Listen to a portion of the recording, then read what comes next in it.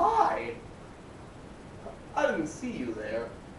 Well, since you came all this way, why don't I tell you a story?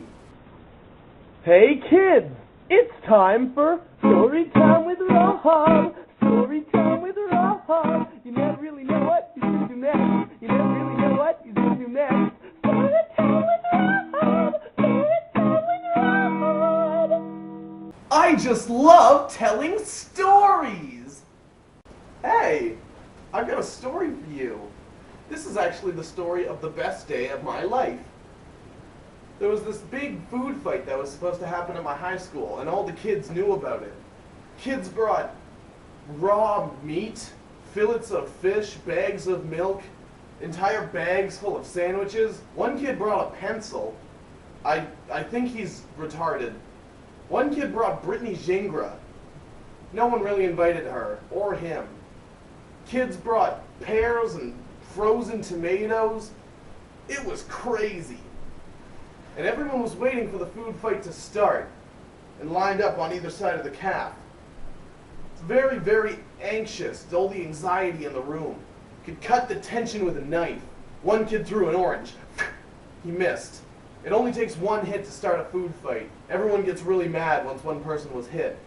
A good friend of mine, Kent Cox, decided he was going to go down in history as the kid that started the food fight. He picked up an egg. With an egg, it doesn't matter if you hit anyone, because the splatter effect just pisses everyone off. He cocked his arm. He released. And the egg hit the roof like 3 feet in front of him. It was a big letdown, and just then, all the teachers came into the room. It was clear the food fight wasn't going to happen. So now that it was apparent that everyone was not going to be able to participate in the food fight for fear of being suspended, everyone just started eating the food that they had brought. And from down my table I heard, "Does anyone want this bag of milk?" And down this table, this bag of milk came, and I love milk, so I was like, absolutely, I want to drink this milk. And I got this bag of milk in my hands, and at that very moment, my principal walks up, and she's like, "Robert, give me that bag of milk." I look at her, and I was like, "Miss Della Penta, I know how this looks, but I really am going to drink this bag of milk. I mean, you can watch me drink it. I'm going to drink it." She was like, "Robert, put that milk in my hand now." So I look at Miss Della Penta and I say, "Miss Della Penta, you can watch me drink it. If I drink all this milk, I can't throw it at anyone. I've given you a valid reason as to why I shouldn't give you the milk, assuming you watch me drink it." She looks back at me and says, "Robert, I'm your principal. Give me that milk." I said, "Miss Della Penta, just because you're my principal doesn't give you the right to steal from me. This is thievery if you take this milk. I'm not going to use it for evil."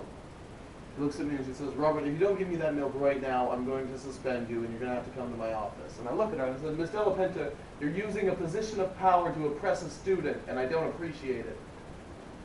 She looked at me and she said, "Robert, give me the milk."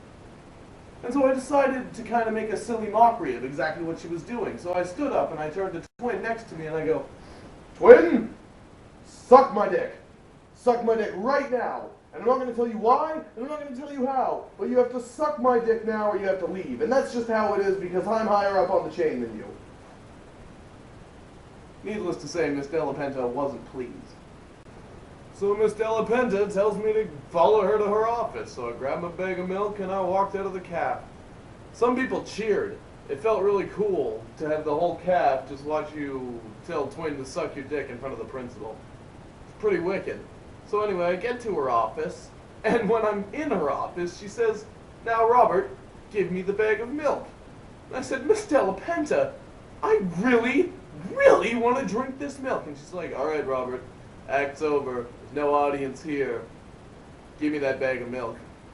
And I was like, "Miss Della Penta, I'm not going to give you the bag of milk." And she's like, "Why not?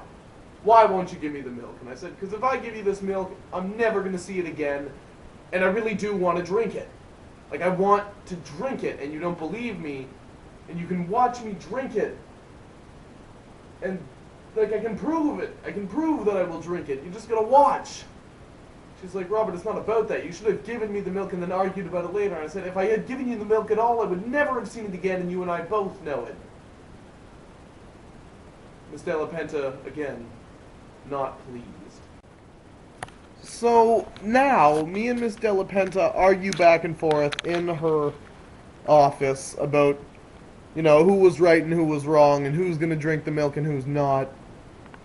And eventually we both just got tired of it because both of us were right in some kind of sense. And I was able to argue my way to the point of the reason that she had no reasonable doubt that I would drink the milk.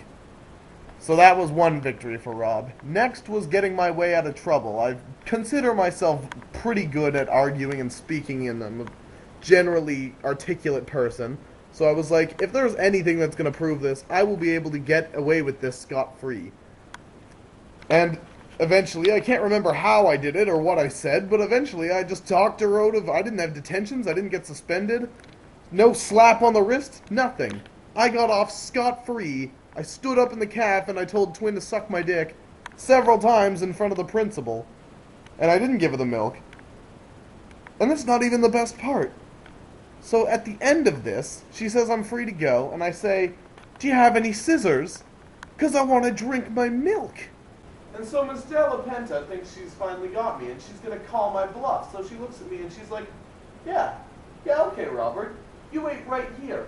I'll get, the milk jug, a cup, and some scissors, and you can drink an entire liter of milk right here. And I was like, go for it, bitch. Try to call my bluff. And so she goes and gets these things. I put the milk in a jug, and I get my cup, and I motion to give her the scissors. She won't give me the scissors. She says she's going to cut it open. She doesn't trust me with the scissors, I'm going to stab her or something. So I was like, fine. And I held the milk as close to my crotch as possible.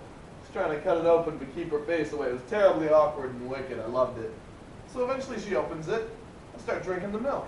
4 cups in. She's like, Robert, you can slow down and drink some of this later. I'll leave it in my office. It'll be cool. I was like, no, it's cool. I think I'll finish this now. So now we're 8 cups into the milk. And she's like, Robert, you can really, slow this down. I'll put your milk in the staff fridge. I'll make sure no one touches it, man. You can just come back and drink it later. And I was like, no, Miss Della Penta, I think I'll drink now. And you see, I have this trick where I can push out my gut really far and make it look like I'm pregnant. It's pretty cool. I made sure I was doing it, and I made sure I was purposely spilling milk all over myself to look like a big slob. It was good. Anyway, 14 cups into the milk, she's just like, Robert, I'm really going to have to ask that you slow down. I'm a bit worried for your safety. And I was just like, milk. And I finished the entire bag of milk in front of her. And then I just pushed all the stuff onto her desk and I walked out. And it was the best day of my life.